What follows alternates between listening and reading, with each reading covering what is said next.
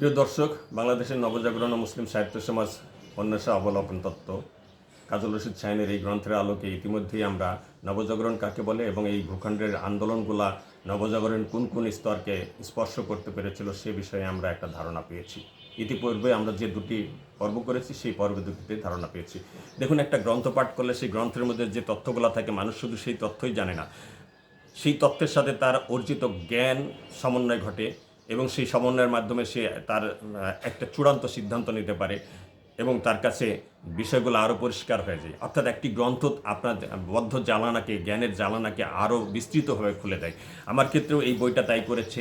নবজাগরণ আমার কাছে একটি পরিষ্কার ধারণা তৈরি হয়ে গেছে এখন। আমি যদিও ইয়ং বেঙ্গলের আন্দোলন, তারপরে ইতালির রেনেসাঁস, ফ্রান্সের রেনেসাঁস এবং বাংলাদেশের মুক্তিযুদ্ধের যে ইতিহাস সেই সম্পর্কে ৬ দফা থেকে শুরু করে যুক্তফ্রন্টের আন্দোলন থেকে শুরু করে, যুক্তফ্রন্ট গঠন থেকে শুরু করে ৬ দফা, তারপরে ৬ দফা থেকে ভাষা আন্দোলন, তারপর ভাষা আন্দোলন থেকে মুক্তিযুদ্ধ পর্যন্ত অনেক কিছুই আমার জানা ছিল, বিচ্ছিন্নভাবে বিভিন্নভাবেই জানা ছিল।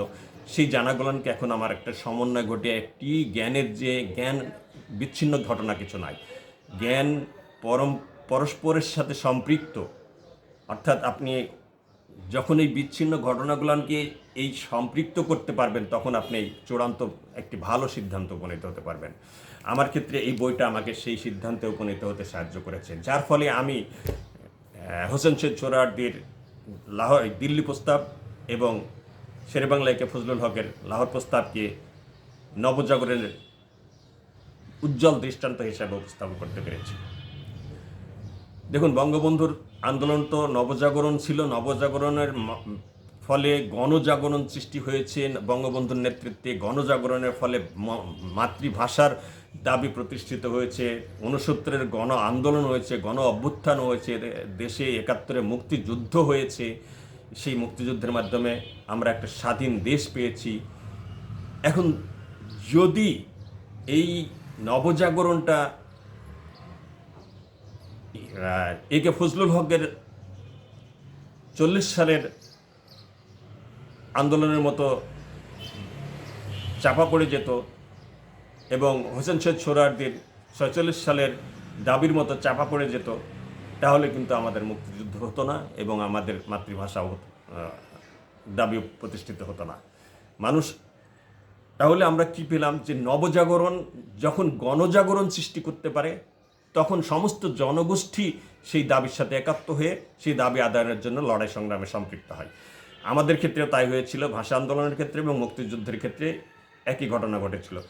এই নবজাগরণ গণজাগরণের রূপ নিয়েছিল এবং জনগণ গণ আন্দোলনের শরিক হয়েছিল। গণ আন্দোলনের শরিক হওয়ার ফলে এই ভূখণ্ডে ৬৯-এর গণ অভ্যুত্থান হয়েছে, বঙ্গবন্ধুকে কারামুক্ত করা সম্ভব হয়েছে এবং পাকিস্তানের সামরিক শাসনের মাথায় একটা বাড়ি মারা সম্ভব হয়েছে। আবার এই ভূখণ্ডের মানুষের বাংলা ভাষার অধিকার প্রতিষ্ঠিত হয়েছে। এইভাবে নবজাগরণ গণজাগরণের রূপ নিয়ে গণ আন্দোলনের রূপ নিয়েছে। গণ আন্দোলনের মাধ্যমে দাবি দেওয়া প্রতিষ্ঠিত হয়েছে এবং চূড়ান্ত দাবি দেওয়া যেভাবে প্রতিষ্ঠিত হলো সেটা হলো যে মানুষ এত গভীরভাবে অনুভব করলো যে আমাদের আর কোনো পথ নাই, মুক্তিযুদ্ধ ছাড়া, আমাদের দেশ স্বাধীন ছাড়া আর কোনো বিকল্প নাই।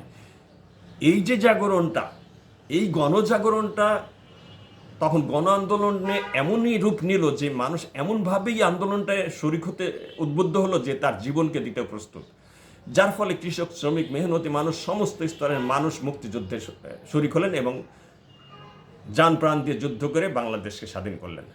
ধন্যবাদ, ভালো থাকবেন। পরবর্তীতে আবার দেখা হবে ইনশাল্লাহ।